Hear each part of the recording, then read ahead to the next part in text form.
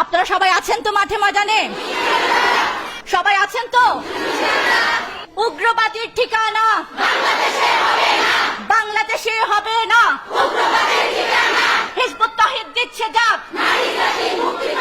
1 2 3 Hizb ut তাওহীদে যোগ দিন।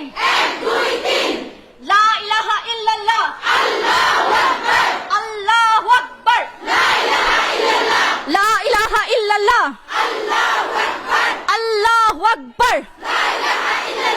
সব সমস্যার সমাধান সব সমস্যার সমাধান দিতে পারে ইসলাম, দিতে পারে ইসলাম।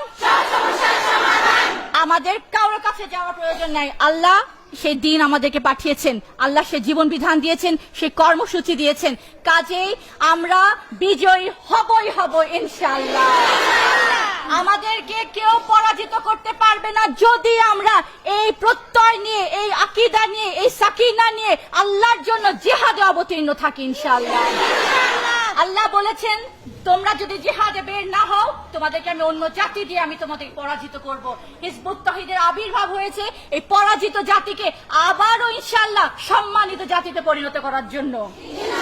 কাজেই আমরা এসেছি, আমাদের দিনই কোনো, আমাদের দুনিয়াবি কোনো স্বার্থ নেই। আমরা কোনো রাজনীতি করি না, আমাদের টাকা পয়সা দিয়ে আমরা নিজেদের পকেটে টাকা খরচ করে মানুষের জন্য কাজ করে যাচ্ছি।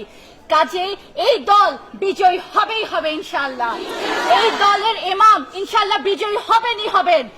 এই দলের নারীরা আবারও রাসূলের সেই নারীদের মতন বীরাঙ্গনা যোদ্ধায় পরিণত হবে ইনশাআল্লাহ। তার জন্য আপনাদের মাঠে থাকতে হবে। মানুষকে ভুল পথ থেকে সঠিক পথে পরিচালিত করার জন্য আপনারা আবির্ভূত হয়েছেন।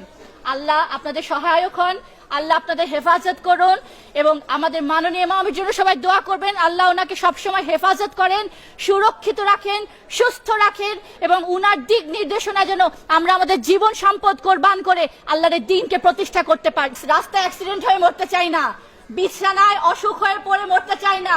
আমি সম্মানের সাথে আল্লাহর জন্য জীবন দিয়ে আল্লাহর কাছে সর্বোচ্চ সম্মান আমি আল্লাহর কাছ থেকে নিতে চাই।